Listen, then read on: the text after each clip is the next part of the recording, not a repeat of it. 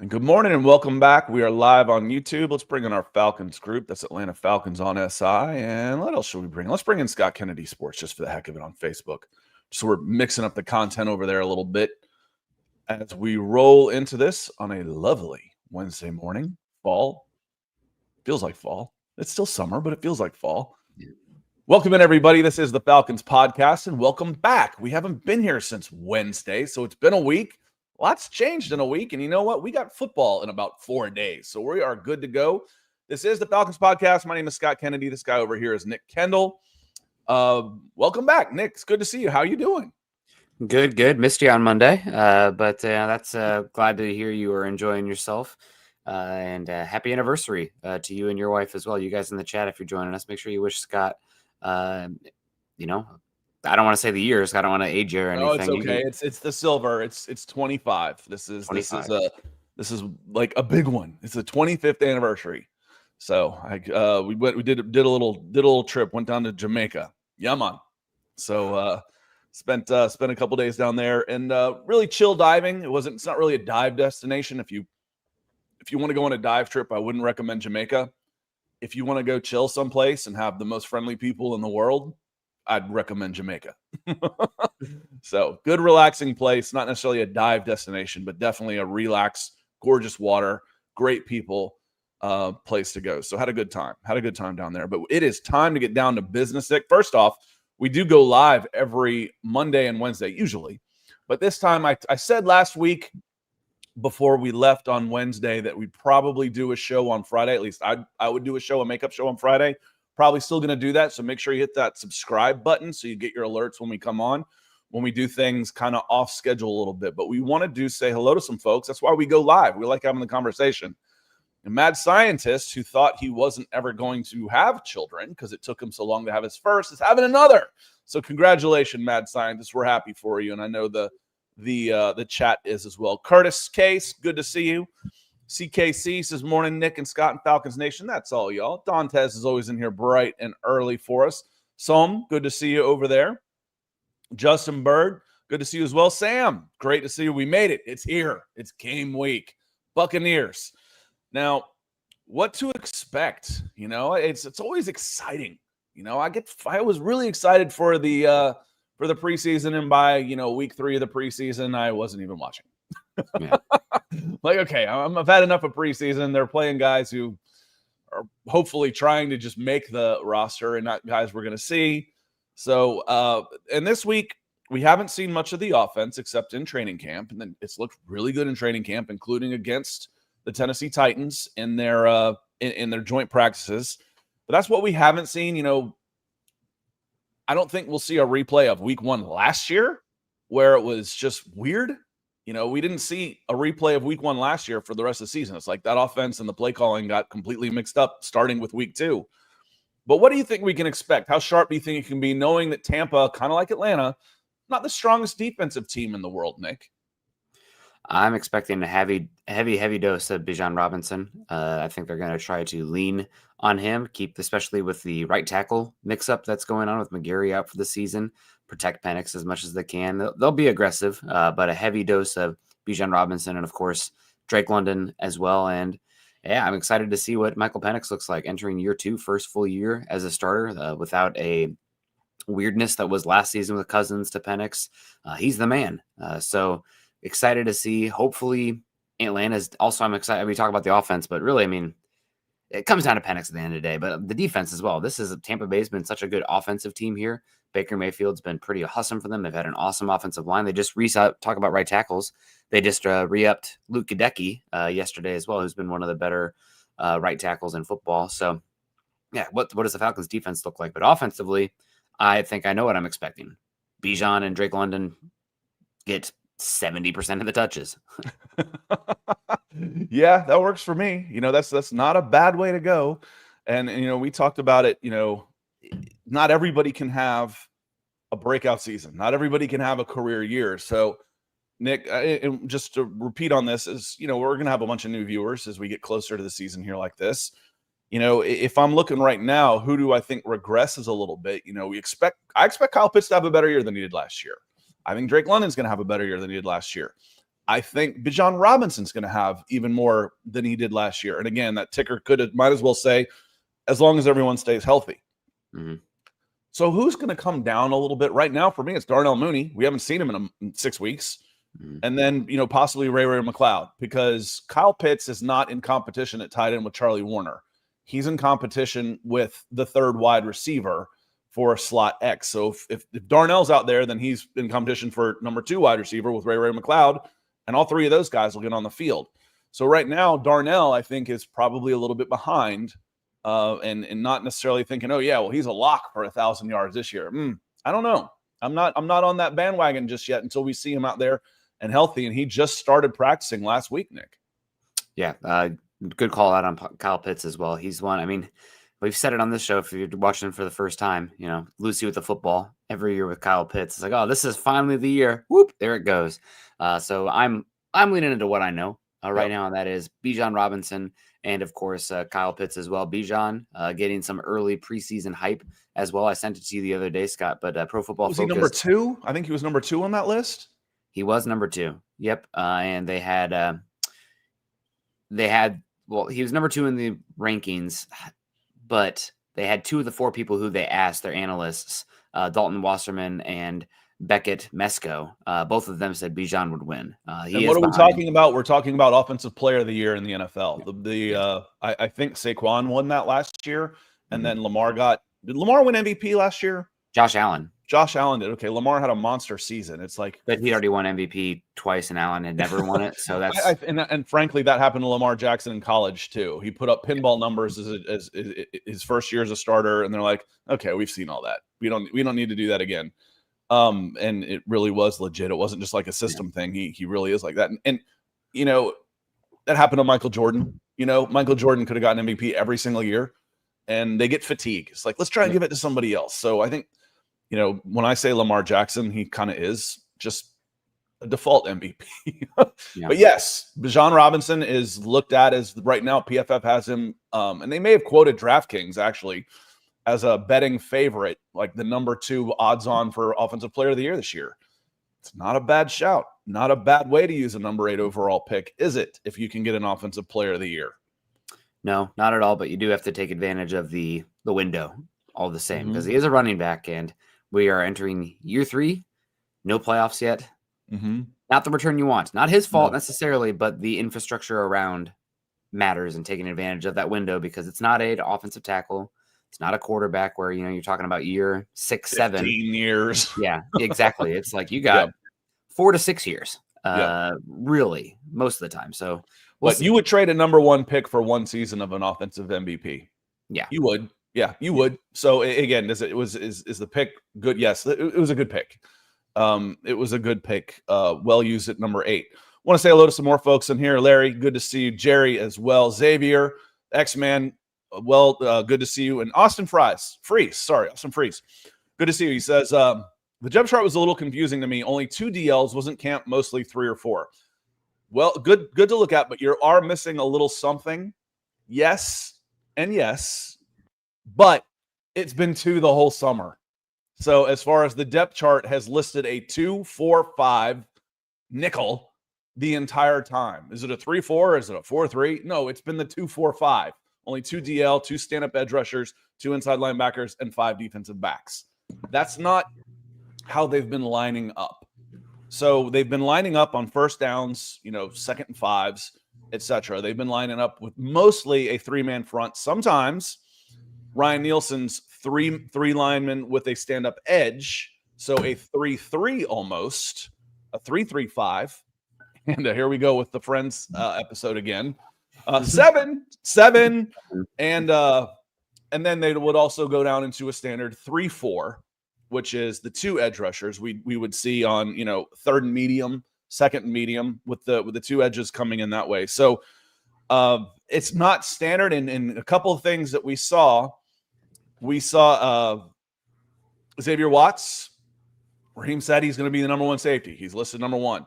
Billy Bowman, he mentioned the phrase, Nick, significant lead at that spot, which is kind of what the eye test was telling us also. It's nice when, you go to camp and you see this and like, dude, that dude's way ahead. And frankly, he was the first rookie running on field one on day one of camp. So he's kind of been in that spot. Xavier's bounced back and forth. The edge guys have Pierce and Walker have bounced back and forth and then have elevated to the first field, which is 1s and 2s. But Billy Bowman's been there the whole time. And he brings something a little different this year. He brings, a box safety mentality to the slot, which is going to help in the run game, Nick. Yeah, it should. And really, I mean, looking over the depth chart, the only part, the chat's already on it. The only part that is surprising compared to preseason expectations is Brandon Dorlus getting the nod as the starter over Rook Orohiro. Again, we'll see. Yeah, but we'll also, it's the caveat with that is you're right, how it's listed, 2-4-5 with the starters there on the depth chart.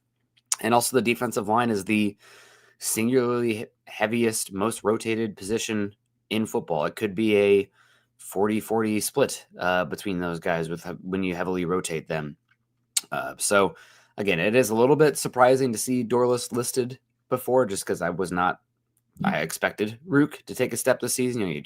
You had early second round pick, took him over Fisk, right? And all the tools kind of raw, but to see Dorlus there, it's good for him as well. And we'll see how they end up rotating them and the personnel they end up using at the end of the day. But still, I think it does say something to have Dorlus listed over Rook. And what this will show to me, and Larry, says surprised to see Dorlus over Rook is kind of surprising to me. Maybe, okay, they're not going to come out in a 2-4-5. They're going to come out in a 3-man front. So we will find out who are your first three when we see either is it going to be Dorlus, because all camp it's been Zach Harrison, which is why we warned you, hey, Morgan Fox is in trouble when he's coming out late. We said that from the first week of camp, first preseason game. Morgan Fox is no guarantee to make this team, and he got cut. Having Zach Onyemata in the middle and then Rook on the right side. That was how it was standard. And then Dorlus, we have said, played great. He's really showing a quick first step. So when they come out in their 3-man front, is it Rook, Onyemata? The only for sure thing that I have in there is Onyemata. Onyemata is going to be out there. So is it then Rook, Onyemata, and Dorlus? Or is it Dorlus on the right side ahead? Is he really ahead of Rook? Because Rook's been out there first all camp. And Zach Harrison, who I think might be. My gut tells me if Dorlus is ahead of anybody, it might be Harrison.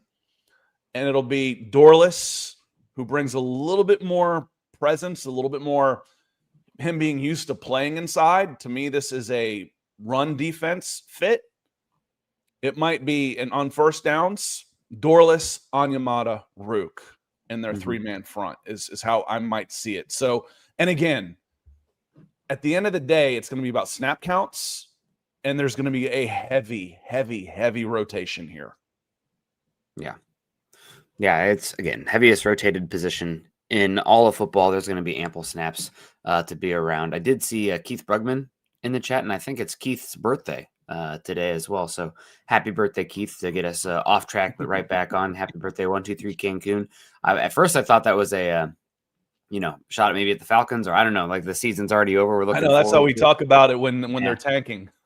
Yeah, when teams are tanking, that's their offensive snap count. All right, ready on 3. 1, 2, 3. Cancun. Yep, break the huddle. But happy birthday, Keith. Hope you're doing well. Appreciate you joining us this morning on the day of your birth. So appreciate you. But yeah, Scott, I'm excited. I'm excited to see what Penix looks like, and want to see this defense take steps forward. This is a tough first test, though. One thing you do have going for you, and a big ace, I guess, or a big advantage for the young pass rushers, seeing Jalen Walker, James Pierce Jr., no Tristan Wirfs, who, in my opinion, is the best offensive tackle in football. Yes, I'm biased. Go Hawks. But not having him out there, that completely changes the dynamic of what the offensive line can do. You see their screen game and how they utilize that. It's always Tristan Wirfs, 330 pounds out in space, running like a 220-pounder.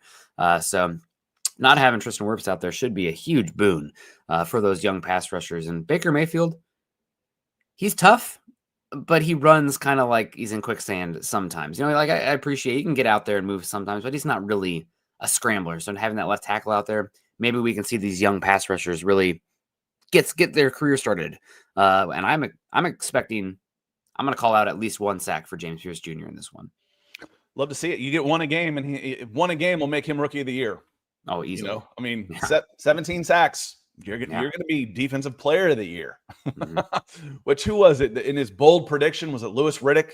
Came out and said, my bold prediction is that James Pierce Jr. leads the NFL in sacks. Shoot, I'd just take 10. You give me 10, I'll take it right now from James Pierce Jr. Again, the Falcons haven't had anybody with 7 or more since like 2018. So on that one, I want to say hello to some more folks that have come in. You know, Brandon says, good to see you, Brandon. He says, make Baker beat you from the pocket. And they're not totally healthy at the wide receiver position. And Mike Evans has shown some signs of slowing down. You know, he's not quite the Mike Evans of 5 years ago. I don't think Godwin's even going to play. He's still coming back from his injury.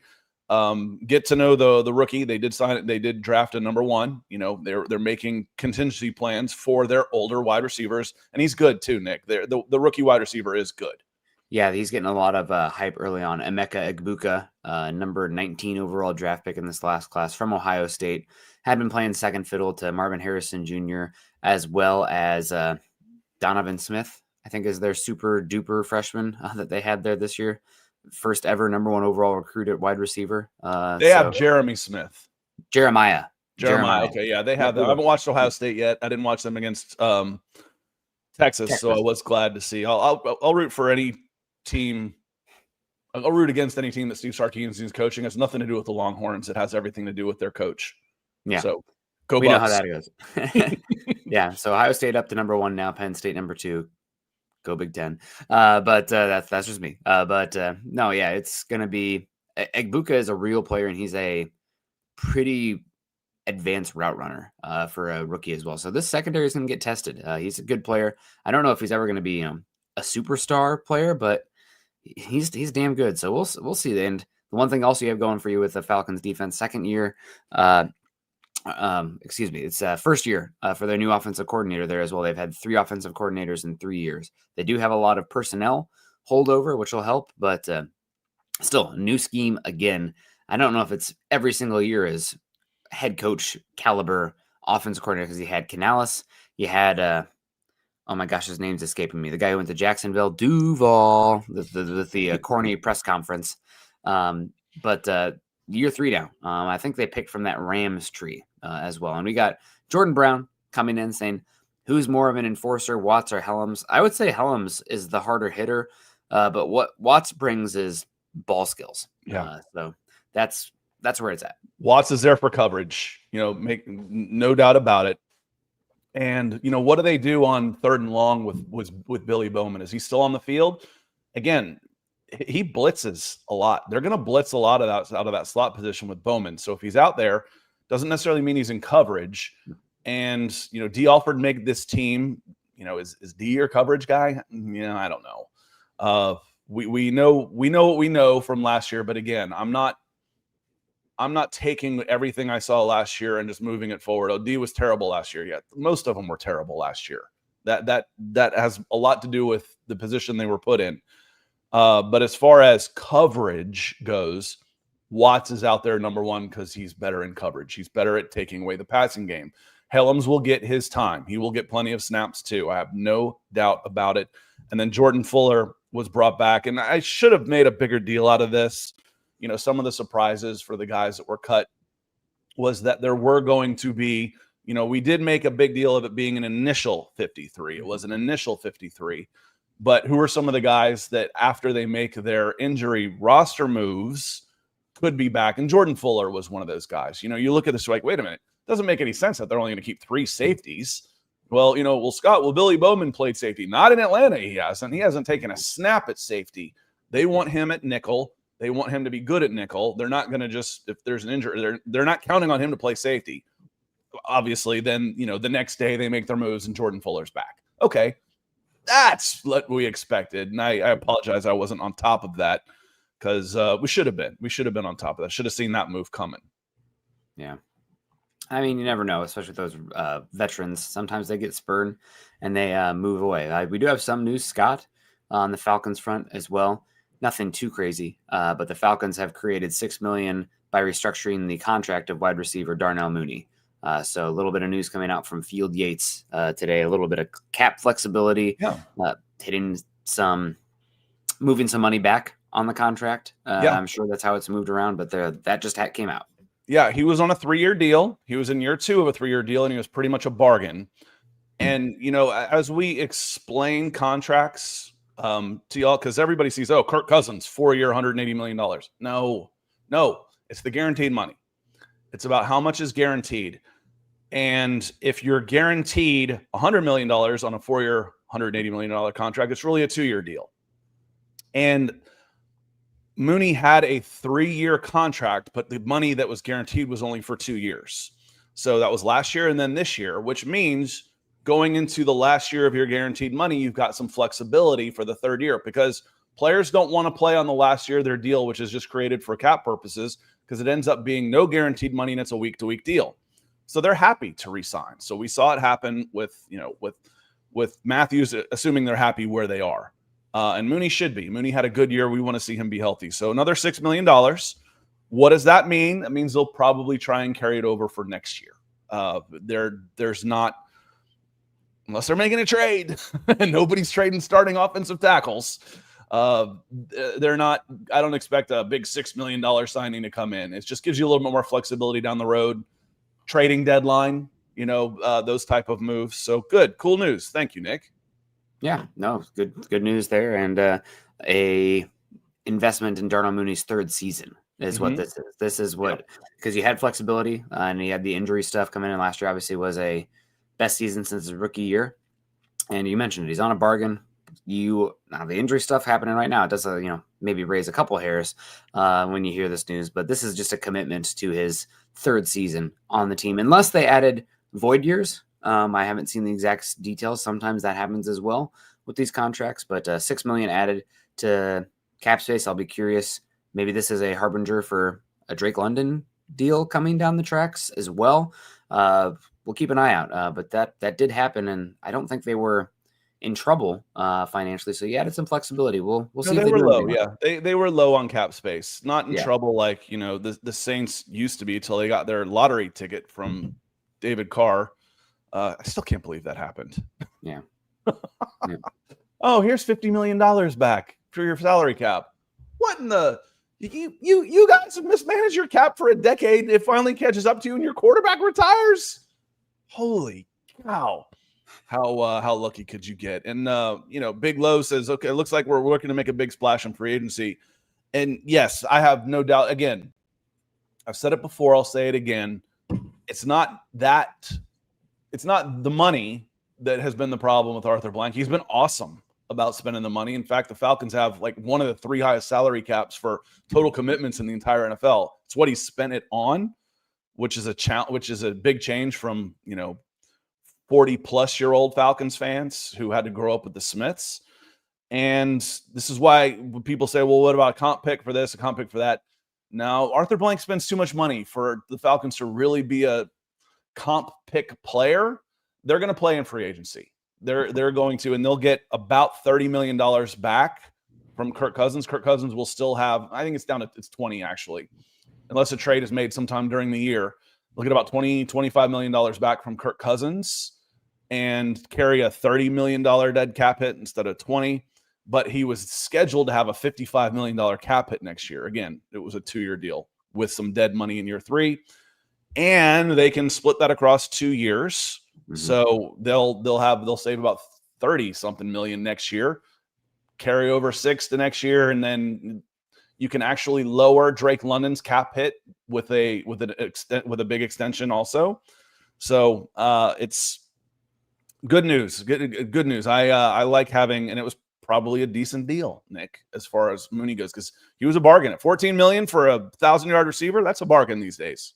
I mean, with what wide receiver 3s are going for in the open market, that's a hell of a deal.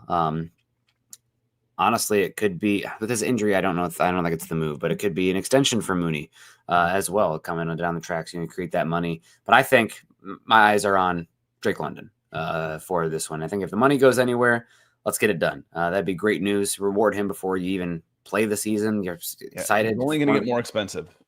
Yeah. I mean, he's only going to get more expensive. Troy, we're about 25 minutes into the show right now. And Jay, good to see you, Jay, fellow Pope Greyhound. He says Felipe is back. Talked a little bit about this last week. Felipe earned his spot. He's turned into a tight end. None of the quarterback stuff. He wasn't a good enough quarterback to play in the NFL, and that's okay. And he is now hung around for what? 21, 22, 23, 24, 5 years in the NFL? 5 years in the NFL by being just a big athlete. Good for him. And he worked hard. I would focus on him when he's on the field and his blocking. He works hard at it. And that's what he needed to do to make this team is be, he's a good special teams player and be a hard-working blocker where maybe you can do some things with him. Because, again, he's a backup to Kyle Pitts, not to Charlie Warner. So, but, yeah, I'm happy for Felipe. I don't necessarily want to see him out there. But I am happy for him. Yeah, no, I mean, good story, good hard work, quite a journey, right? As well in his college career, Florida to Arkansas to now NFL. So, thanks, Bucks Raised Bolt. You don't want to forget me, but good to see you. Hopefully, your team is 0-1 when we talk again. But I'll pull for your Raised Bolts, but no, not Tampa Bay today. I didn't used to have an issue with Tampa Bay, but you guys, they've had it. For considering how open the NFC South has been, they've kind of taken the reins here. So I'm getting starting to get a little bit annoyed there. It's respect, but I want to see the NFC South competitive again, and not just like Tampa's won it all year in a row, but in the 2010s, it was arguably the toughest division in the NFL. All four teams going to the. Has anybody else done that in a while? I mean, all four teams going to the Super Bowl. I don't think so. I mean, they all did. And I had this discussion when we were doing the Broncos podcast. Oh, they had Drew Brees, and how does he only have one Super Bowl? I'm like, one Super Bowl for the Saints? I mean, that's amazing. Did you see the Saints before Sean Payton? And he was doing it in the toughest division at the time in football. I can't think of anything else like that. The NFC East was like that when I was a kid. With the Redskins, the Eagles made a Super Bowl. The Cowboys were solid. The Giants were really good. But now it's not quite the same. So, I want to see – it's not just that the Buccaneers have been doing it. It's that they've been doing it without being very good. And there's no offense to Tampa. They know that. They haven't been considered among the elite, among the contenders for a Super Bowl since Brady. I mean, the last 5 years or so. So I'm ready to see the South climb again, and that the rising tide on this. You did have just quick looking, Scott. You did have the NFC West in the early 2000s, where you had the end of the Kurt Warner era Rams, Kurt Warner season Cardinals as well about 6 years later, and then the 2005 Seahawks as well. So that's one where you had a kind of a cluster of teams in the NFC and the West. 49ers are usually. They made it. Never been down for too long. Yep. Yeah, they had the. But I'm ready to see it. I'm ready for the South to play. The South is good in football. We know this. Mm-hmm. The South is good in football. Let's rise up a little bit. I'm okay with that. If the Buccaneers win the division again, I want to see them do it at like 13-3, 13-4, and the Falcons go 11-6, and they're a danger. In the playoffs. That's what I want to see again. Not just, oh yeah, you guys get the South spot until you get beat and everybody hopes they play you. No. Done with that. Yeah, no doubt. And we hadn't talked about it too yet, Scott, but the Parsons trade as well. I don't know if that was something you wanted to touch on.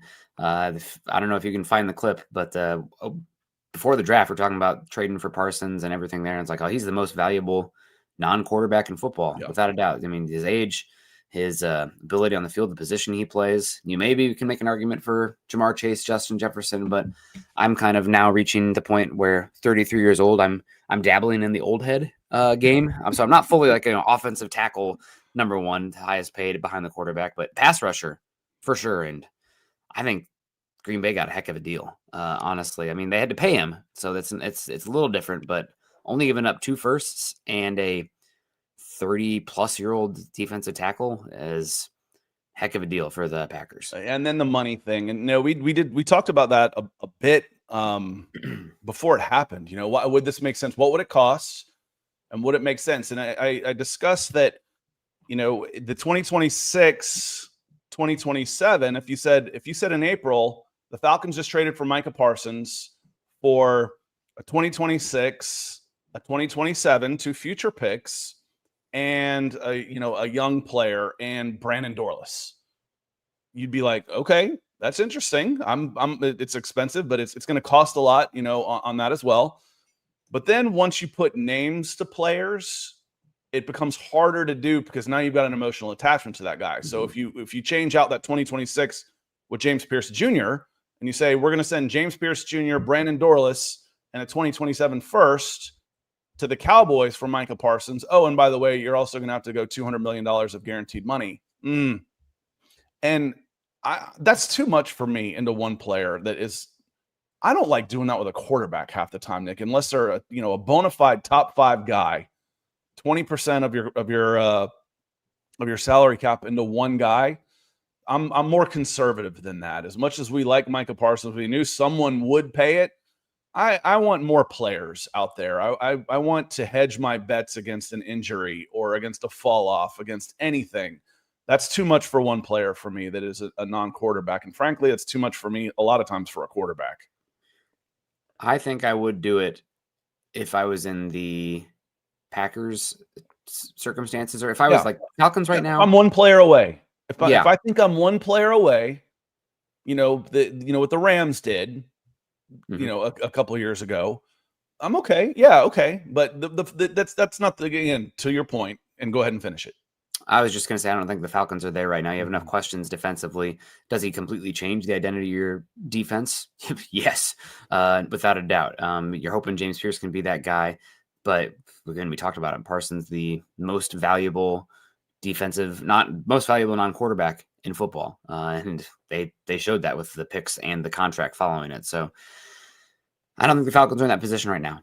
Hopefully you're in that position a year from now where you have these guys, or I guess not, because you want Pierce and Walker to hit. But as far as where the defense is to be able to, Dexter Lawrence is up, or the equivalent is, okay, I'm one player away. Now I can use 2 firsts and a big contract for that guy. I'm one player away. And that's kind of the plan for 2027, possibly. Where do you think you're going to be one player away? Not right now. Not right now. The defense is too young. Well, Scott, you're using defense on Micah Parsons. Yeah, but I still have too many holes out there for me. Yeah. So it'll be interesting to follow, and just somebody we can kind of close the lid on there, because we've been dabbling about Parsons now for a few years, given his value and what he's done for the Cowboys. And man, the NFC North is going to be a tough freaking division, man. I'm really curious to see how that shakes out. If we're looking at potentials for fall offs, it's probably the Vikings. They're starting a quarterback that hasn't played at all, and he's young, coming off an injury.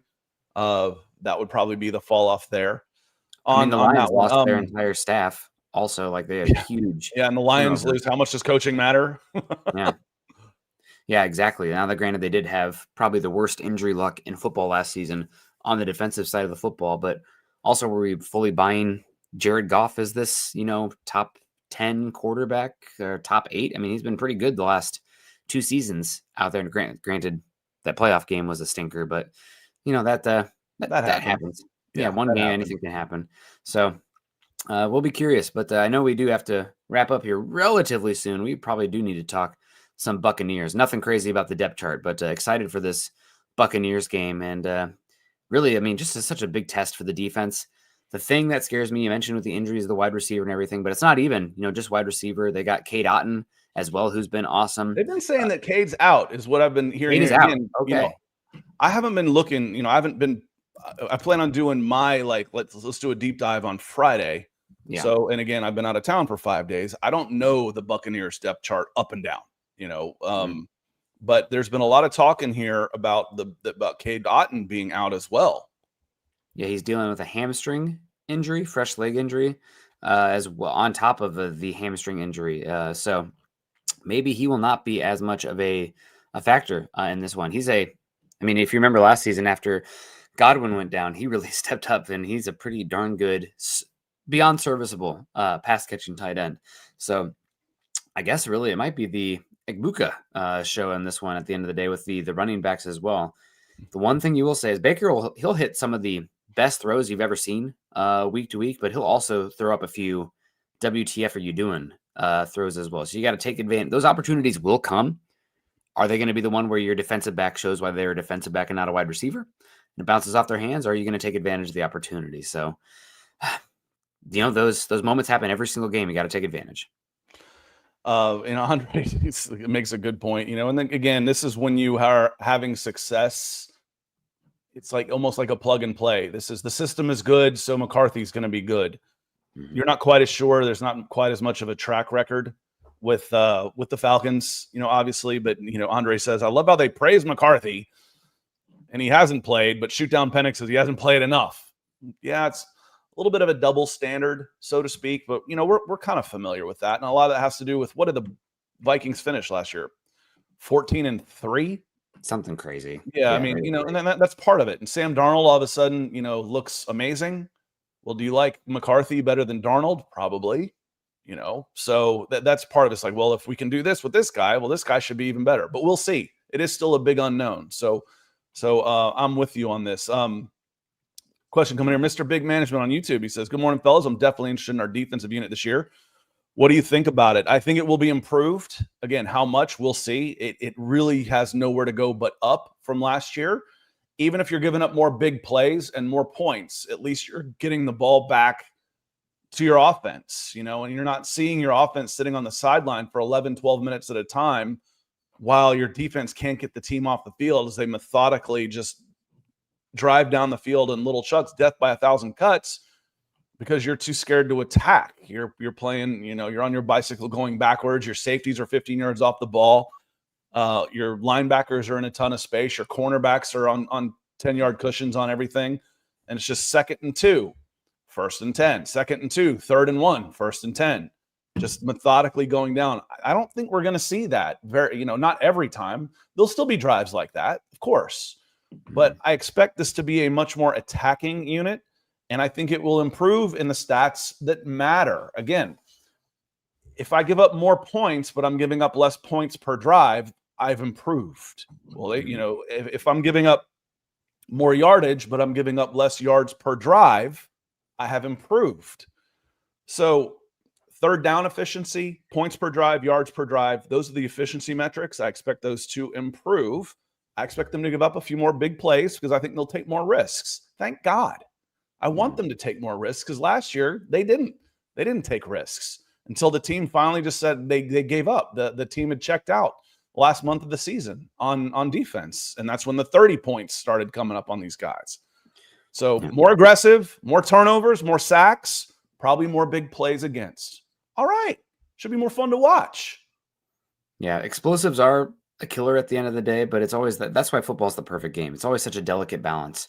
You can't take out your teeth as a defense as well, lose your venom, because these guys do want to hit. They do want to be the aggressors.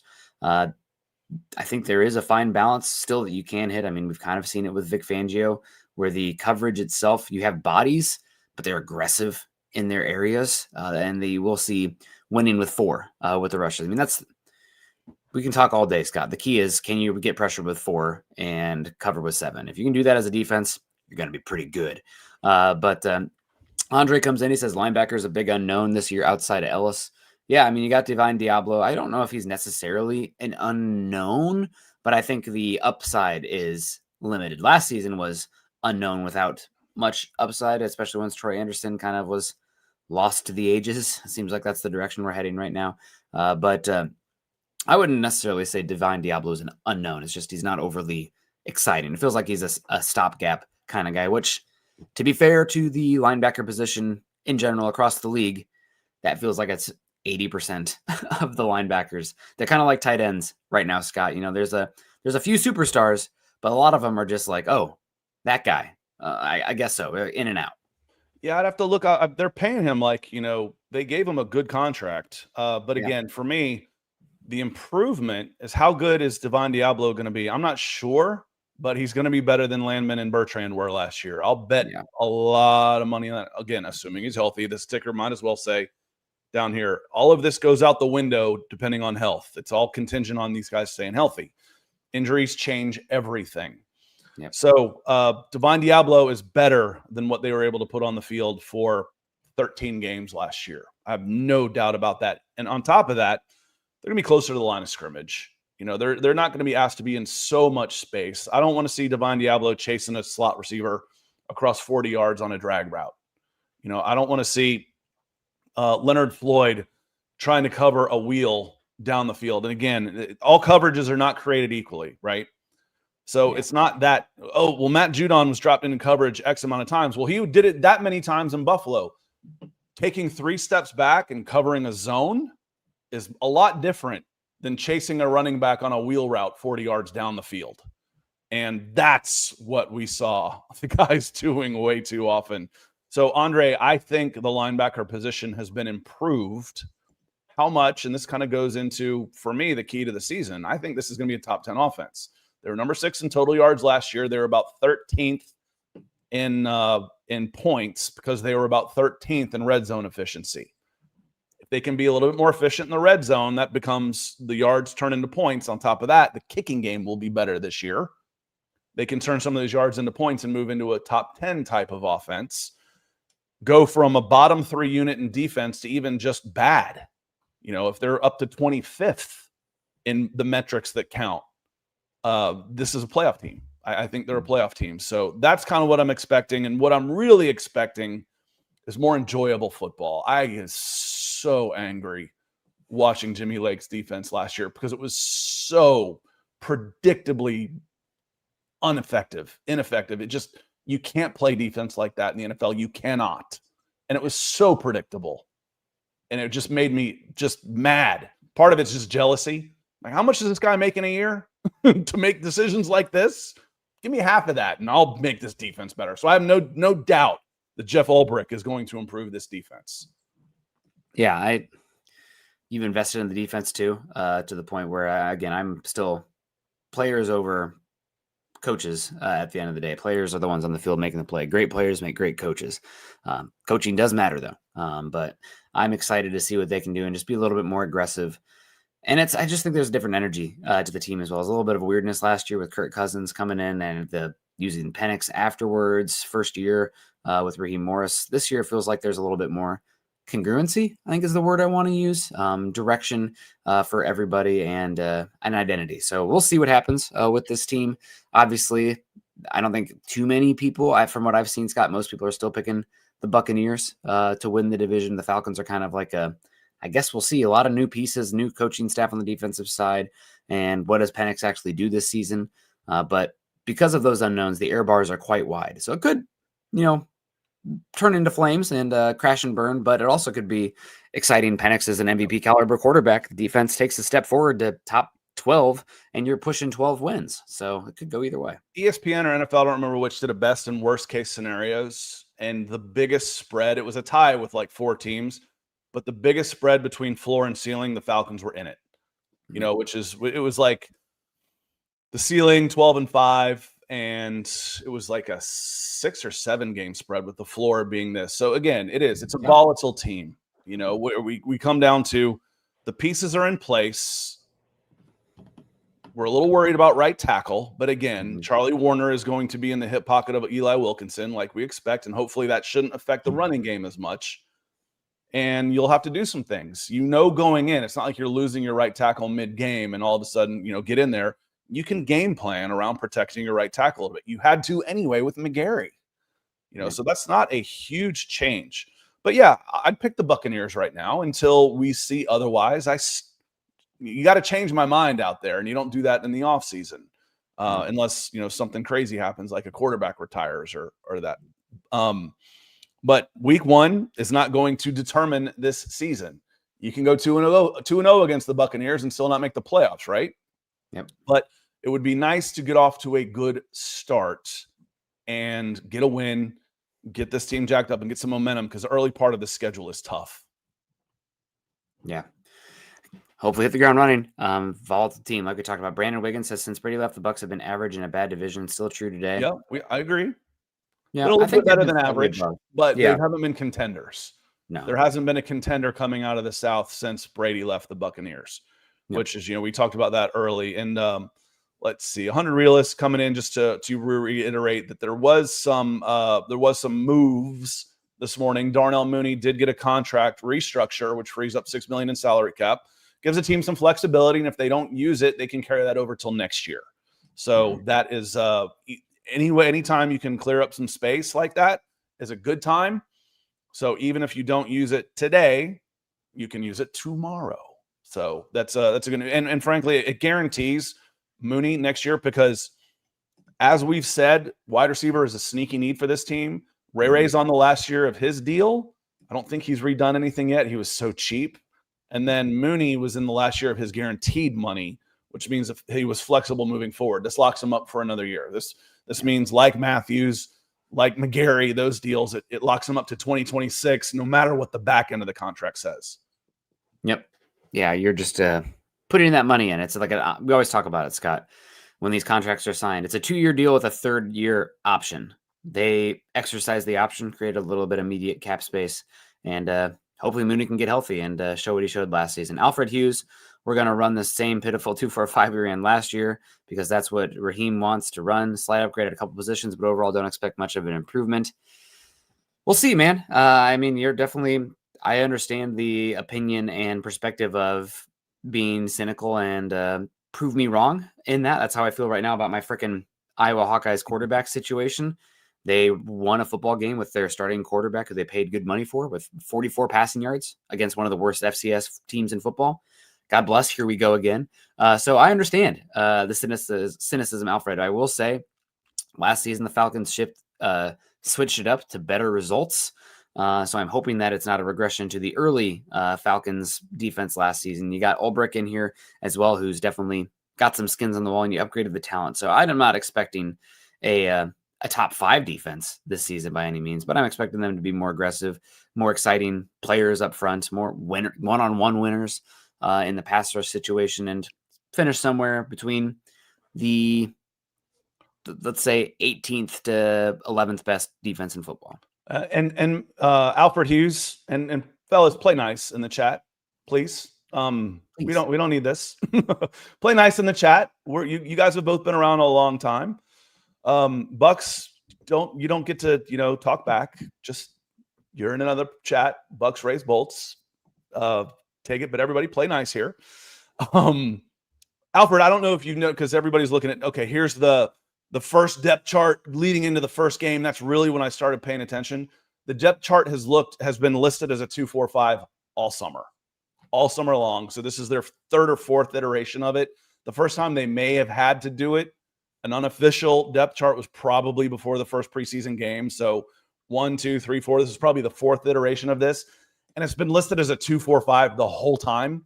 And that isn't what they're coming out on 1st and 10. We've seen them come out in a 3-3 which is what Ryan Nielsen ran, with 3 down linemen and a stand-up edge.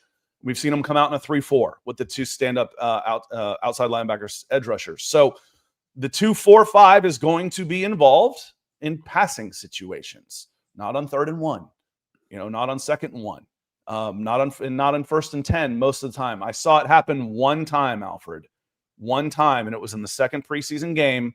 They came out in the first series in the 2-4-5, and who they play in the second one? Was it the Titans? Right down the field until a turnover happened, and and then it was gone. I'm like, thank you. Scrap that MF and GD expletive defense as a base unit. It's the only time I saw it was the 2-4-5 nickel. And Troy, it's not a ha-ha. That's what it is. When you got 2 defensive linemen and they call their edge rushers outside linebackers on this team, they are listed as OLB on this team. That's 2 interior linemen, 2 outside linebackers, 2 inside linebackers, 5 defensive backs. That's a 2-4-5. 2-4-5. And even when they're out there, I noticed, even when they did run that, the back, how many is it now? 7, was all like 5 yards closer to the line of scrimmage. So they were still all closer in that regards. So even when they did go light, super light out there, they definitely still pushed forward and were more aggressive. It's not that's a defense for like the Big Sky or something. I don't know what they're trying to do out there, against the fun and gun oop-de-oop type of offenses you see in some colleges that don't have enough players, but guys who can run 4-5 and catch a football are easy to find, so they run 5 wide receivers. Doesn't work in the NFL. Wasn't ever going to work in the NFL. Didn't work in the NFL. No. And Jimmy Lake lasted longer than he should have. You could see that work maybe if you had the number 3 offense in football, and even then it has a point. But if I've got 4 dominating front 4, but even then, Nick, last year they would run that defense, and the guys, the 4 guys up front, would play like they were 2-gapping. I mean, they just hold up on their line and just stand up and stand there. Again, I want to move forward. Yeah. Here's a good question.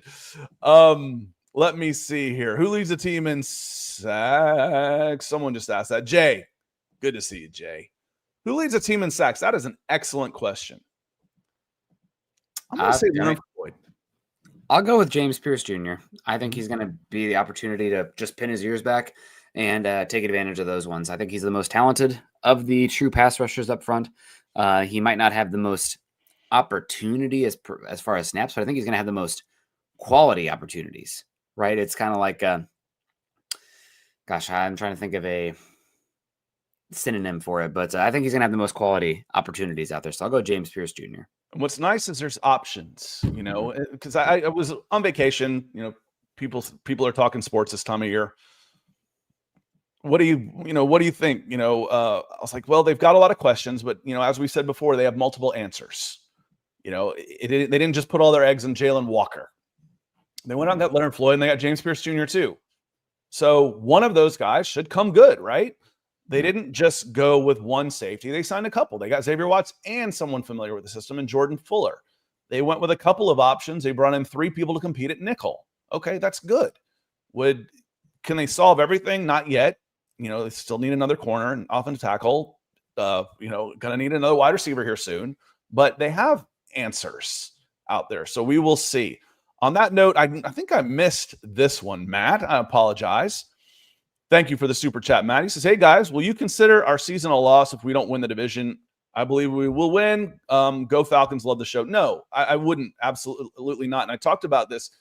If it was a stronger NFC South, if the Buccaneers turn into a Super Bowl contender and go 13-4, and the Falcons come in at 11-6 and take a wild card spot, take care of yourself. Mm-hmm. If they go 11-6, I don't care if they win the division or not. It doesn't matter to me. 11-6 is a good season. Yeah. That is something to build on, and that will get a lot of people excited in free agency about coming to play with Michael Penix. I promise you. I will say if they go in 11-6 and not win the division, I'll be disappointed because no. And Nick, you just froze up a little bit there, Nick. I'd taken 11. There's so few. You haven't had a winning season in how long? 2017. Yeah. I'd take 11-6, and I don't care if you win the division or not. I care. I'd rather win than not win. But if you offered me 11-6 right now, I'd snatch your hand off. I'd take it. I'll take it. And the Buccaneers would be really happy if they went 12-5. But I'd take 11-6 right now, division or no division. 11-6 will probably win this division, but 11-6, I'd take it right now, Matt. Absolutely. Yeah. 11-6 probably wins if you have tiebreakers at the end of the day. But Scott, I do need to fly, so I plan on seeing you again next week. But you guys have a good one. Hopefully it's a dub in the chat for everybody, and appreciate everyone coming in and joining us this morning. And glad you had a good time. Happy anniversary again, Scott. Thanks, Nick. I will not see y'all tonight on Broncos. I'm going out to dinner with my wife. So he's out of here. All right, we're going to say goodbye to some folks here as we finish up some of the chat stuff. And Brandon says, they're going to attack worst replacement. They're going to attack everywhere. That's one of the things that I like about this defense. It's not just the edge rushers. The defensive linemen, instead of, again, bumping chests with the guy in front of them and trying to hold them up, and then you're not even rushing with your linebackers. I really don't know what they were trying to accomplish last year. Containment? I don't know. they're actually trying to split gaps. So the guys up front, the interior defensive linemen are splitting gaps also. It's attack, attack, attack. So they're attacking the line of scrimmage, period. In Sip Thoughts, he says, I think Floyd and James Pierce Jr. tie for the most sacks. For me, what would the total number be this year? I think 45 plus would be good. What did we look at last year when I said at 45 NFL stats? I think 45 would have put you like around. The Broncos had a silly amount, team record. They won by a lot. Let me see, sacks. But 45 puts you in a group with a bunch of different teams. Yeah, 45 sacks. 1, 2, 3, 4, 5, 6, 7, 8 would be tied for 8th. And there's a big jump, even 40 sacks is middle of the pack, and then you go all the way down to 31 sacks and 28. And you had to go on a historic run to get to even 31 after you had only 11 sacks after 10 games. So they want sack crazy. The end. So I don't expect anybody to be 12 sacks, but I could see 3-4 guys with 6+.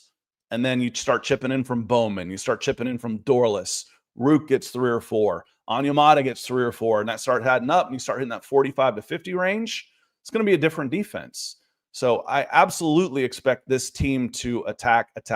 And Michael Lewitzki, as he says, Freddie Falcon's going to lead the team in sacks. He's nasty. You seen him go out there with those kids games, going out there and stiff arming kids to the ground. He's ruthless. Freddie Falcon is ruthless. He's probably got the biggest cojones out there with the way he jumps off the top of that dome too. So, and Troy says, we got all the D linemen for a 2.45. Get out of here.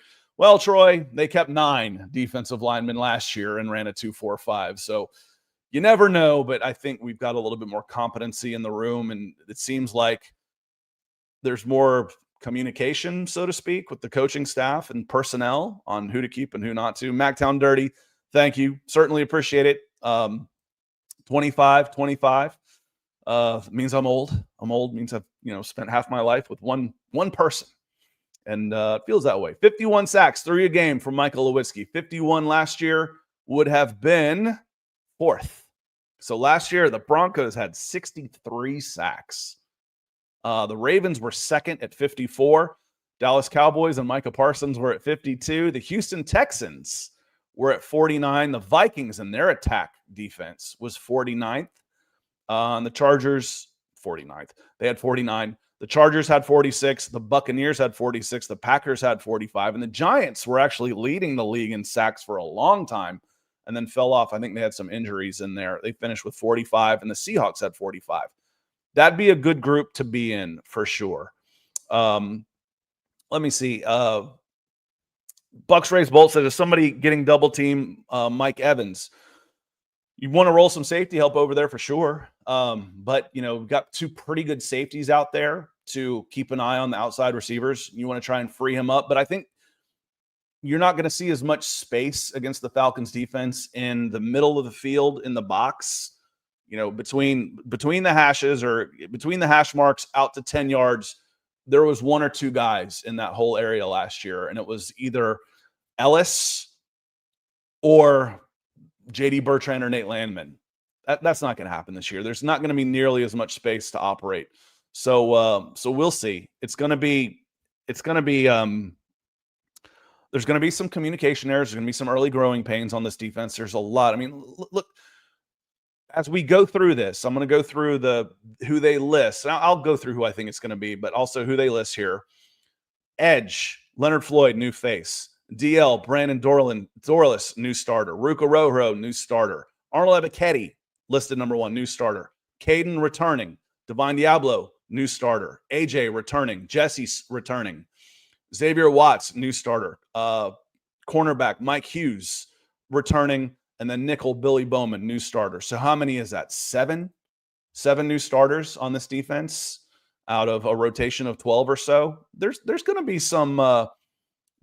some growing pains out there for sure. But we expect that. But again, I want these mistakes to be made with aggression, not with fear. I don't want to see backpedaling out there. I don't want to see timid. If you're going to get beat, it's because, you were aggressive. All right, that happens. I was too aggressive. Those are the mistakes I don't necessarily mind. I was too aggressive on that one. I shouldn't have gone underneath. I should have gone over the top and been a little less risky. It's going to happen. There's going to be some coverages in there. There's a bunch of new starters, but it's a 17-game season. Again, the Falcons didn't miss the playoffs because of how the Pittsburgh game went last year. And this game will not determine 2020. What year are we in? 2025? But it'd be nice to get off to a good start at home, without a doubt.